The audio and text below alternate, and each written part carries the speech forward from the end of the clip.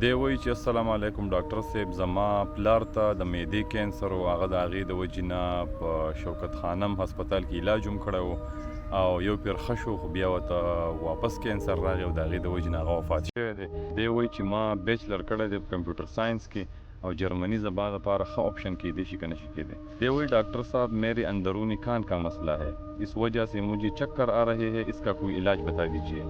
یو بل روړ جان تپوس کوي، وایي ډاکټر صاحب زما دا جبه ډېره پخیږي، دا څه وجه کیږي پلیز. یو بل روړ جان تپوس کوي، دی وایي ډاکټر صاحب زما بلډ پریشر هر وخت کم وي، چې دا ولې؟ بسم الله الرحمن الرحیم. السلام علیکم. اول په سر تاسو ټول ته په خیر راغلی وایم. د سوالونو جوابونو سیشن دی، راځئ ګورو چې په کمنټس کې خلک څه تپوسونه کوي او موږ ول څه جوابونه ورکوو. دا اولنی رور دی او د خپل کمنټ په انګلیش کې کړی دی، خو زه تاسو ته په پښتو کې ویم. دی وایي چې السلام علیکم ډاکټر صاحب، زما پلار ته د معدې کینسر و، هغه د هغې د وجې نه په شوکت خانم هسپتال کې علاج هم کړی و او یو پیر ښه شو، خو بیا ورته واپس کینسر راغی او د هغې د وجې نه هغه وفات شوی دی. داسې د دې روړ جان تره ته هم کینسر و، د معدې کینسر ورته او د هغې د وجې نه هغه هم وفات شوی دی. نو دی وایي ما له څه احتیاطي تدابیر پکار دي، زه څه داسې څه وکړم چې یاره په فیوچر کې چې ته ما ته خدای مکه دا کینسر راشي. نو ګوره روړ جانه بالکل تاله پکار ده چې ته د معدې ډاکټر ته لاړ شي، هغه به درله پوره سکرینینګ وکړي، هغه به دې وګوري او تا ته بیا ووایي چې یاره تاله څه پکار دي، څه درله نه دي پکار. نو بالکل ستا دپاره ډېر زیاته لازمي ده، ستاسو د کور کې نور هم ستا ورور یا څوک ستاسو دپاره لازمي ده چې تاسو د معدې ډاکټر ته لاړ شئ، هغه درله پوره چیک اپ وکړي او ودې ګوري. د دې نه علاوه زه به تاسو ته اوس داسې ووایم چې تاسو علم ساعت له ښه خوراکونه کوئ. تاسو کوشش کوئ چې داسې خوراکونه کوئ چې ستاسو معدې ته ډېر زیات نقصان نه رسوي، لکه ډېر زیات بهرني خوراکونه چې کم پروسس خوراکونه دي، لکه داسې خوراکونه چې هغه فرش نه دي او بس ډېر وخت شوی یو خلک یې واخلي او ډایرکټ یې خوري. د دې نه علاوه تاسو ډېر زیات د مالګیچن خوراکونه یا ډېر زیات مصالې زموږ په معده باندې بوج اچوي. نو د مصالو او د ډېر زیات تیل، د ډېر زیات مالګیچن خوراکونو نه خلاص شي. د دې نه علاوه د ټول نه ضروري خبره چې کوم تاسو کول غواړم هغه دا ده چې د سګرټو استعمال به نه کوې. که ته سموکینګ کوې نو هغه پرېږده او که نه یې کوې نو بس ځان ترې ساته، ځکه چې سموکینګ زموږ په معده باندې ډېر زیات غټ نقصان پرې باسي او هغه زموږ معدې ته کینسر هم لګولی شي. د دې نه علاوه که تا ته اچ پایلوري زخم انفیکشن درته وي نو ته ډاکټر ته لاړ شه چې د هغې دپاره درته علاج وکړي او د هغې دله څه حل راوباسي، ځکه اکثر د اچ پایلوري نه هم خلکو ته د معدې کینسر لګېدی شي. نو بالکل ستا لپاره ضروري ده د معدې ډاکټر ته لاړ شه، هغه به درله پوره سکرینینګ وکړي او ګوري به دې، بیا به تا ته هغه فردر وایي چې یاره ته کال بعد ډاکټر له راځه یا 8 میاشتې بعد خپل چیک اپ کوه. نو ته بالکل دا خبرې سیریس واله او په دې باندې څه اکشن واخله.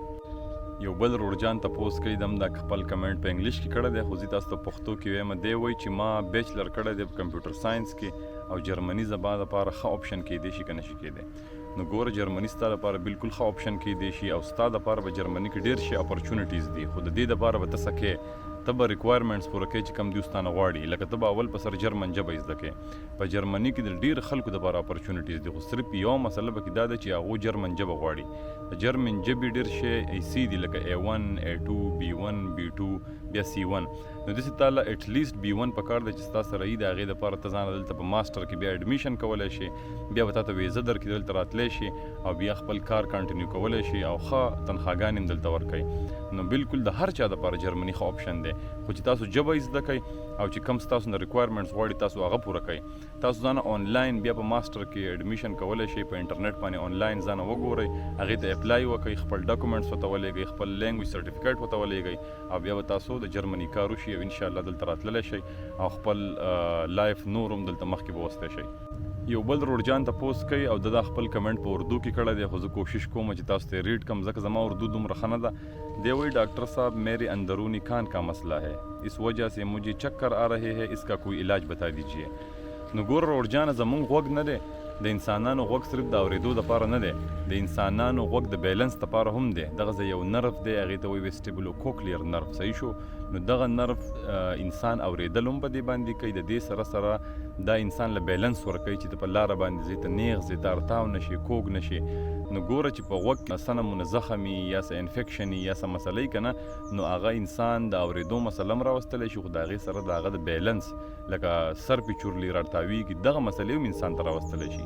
خو خیر د دې علاج تاسو ته داسې په ویډیو کې نشم درکولی. تا له پکار ده چې ته ANT ته لاړ شي او ENT ته وګوري چې یاره ستا څه زخم دی، څه مسله ده، او د هغې مطابق تا ته علاج ولیکي. یو بل روړجان تپوس کوي، وایي ډاکټر صاحب زما دا ژبه ډېره پخیږي، دا څه وجه کېږي پلیز؟ نو د دې خو ډېر شی وجې کېدی شي، خو د ټول نه غټه وجه چې کوم ما په خپل خلکو په خپل پښتنو کې لیدل هغه دا ده چې زمونږ خلک ډېر زیات د مرچکي، د مسالو، د مالګې، د تارخه خوراکونو استعمال کوي. چې کله هم څوک د دې تارخه خوراکونو استعمال کوي که نه، نو زمونږ په معده کې هلته تیزابیت سیوا کېږي. چې کله هم زمونږ په معده کې تیزابیت سیوا کېږي او تیزابیت د حد نه سیوا شي، د هغې د وجې نه د خلکو ژبه یا خوله پخېدی شي. نو تاسو داسې چل کوئ چې ګوره چې کله هم ستاسو تیزابیت سیوای، تاسو اول د هغې علاج وکئ، نو ستاسو خوله یا ژبه پخېدل به په خپله باندې ټیک شي. ګوره تاسو د دې دپاره داسې ګولۍ استعمال کولی شئ چې هغه تاسو له تیزابیت کمی، لکه اومیپرازول، لینسوپرازول. خو تاسو یاد ساتئ چې دا ګولۍ به تاسو د ځان نه نه خورئ. همیشه په ډاکټر پسې ځئ چې هغه تاسو ګوري، پوره چیک اپ ته لکئ، د هغې نه بعد به تاله دا درکوي. د دې نه علاوه که تاسو ګولۍ نه خورئ، تاسو د پیو استعمال کولی شئ. کله چې تاسو پی څکئ او ستاسو په معده کې د تیزابیت سیوا شوی، نو هغه تاسو له د تیزابیت ختمولی شي. او چې کله ستاسو په معده کې تیزابیت نه وي، نو ستاسو خوله، مرۍ او ژبه دا به هم چېرته هم نه پخېږي. بیا یو بل روړجان تپوس کوي، دی وایي ډاکټر صاحب زما بلډ پریشر هر وخت کم وي، چې دا ولې؟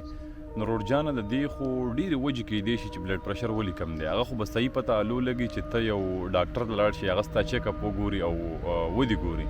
خو که تا ته څه مسله نه وي، څه بیماري درته نه وي، نو اکثر د خلکو بلډ پریشر ځکه کمیږي چې ګوره ګرمي ده، د خلکو نه خوله ډېره زیاته ځي او خلک اوبه دونه نه څکي. نو د هغې د وجې نه ستاسو بلډ پریشر کمیږي. اوبه چې ده چې ته کله په صحیح مقدار کې اوبه څکې، لکه په دې ګرمۍ کې ته د ورځې 3 نه واره د 4 لیټره پورې اوبه څکې، نو ستا وجود هایډریټ وي، ستا وینه برابر وي، ستا بلډ پریشر به نه کمیږي. خو چې کله هم ته ډیهایډریټ شوې او خوله دنه ډېره ځي او اوبه ته دونه نه څکې، نو بیا به ستا بلډ پریشر خامخا کمیږي او په تا به سر چورلي.